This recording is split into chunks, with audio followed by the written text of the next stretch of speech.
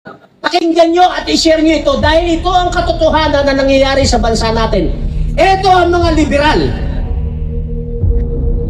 Ito ang Makabayan Black.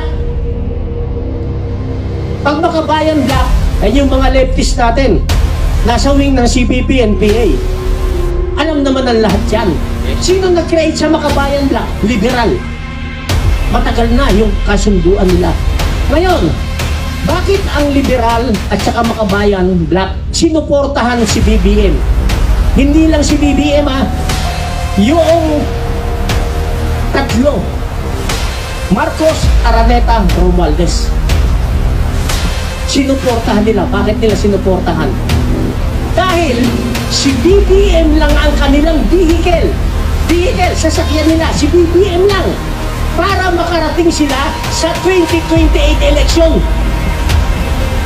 Pag nawala si BBM ngayon, anong sasakyan ng Makabayan Black at saka ng liberal na dinurog na yan nung panahon ni Digong? Nakuha nyo? Ang problema, meron pang isang malaking pwersa na sumusuporta. Sino yung malaking pwersa na yon? Western World.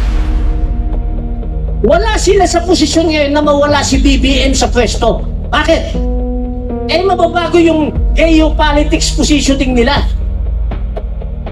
So sumusuporta na rin yung Western World doon kay liberal, kay Makabayan, sa administration. So apat na silang magkakampi. At ang target nila, anybody can be a president in 2028 except Sara. Ayaw nilang makabalik ang mga Duterte. Ayaw nila. Dahil ayaw nila ng independent foreign policy. Anong ibig sabihin nun? Ayaw nila na ang stand mo, kaibigan ko ang China, kaibigan ko ang US, kaibigan ko ang Russia, kaibigan ko lahat. Ayaw ng Western World nun. Ayaw nila nun. Ang gusto nila, sila lang ang kaibigan. Sila lang ang susundin. Maraming mga Pilipino hindi alam ito.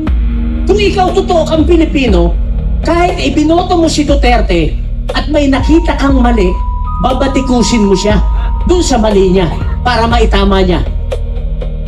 Kung ikaw naman is bumoto kay BBM at may nakita kang mali sa kanya, babatikusin mo siya dun sa mali niyang ginagawa para maitama niya. Hindi mo siya aayunan.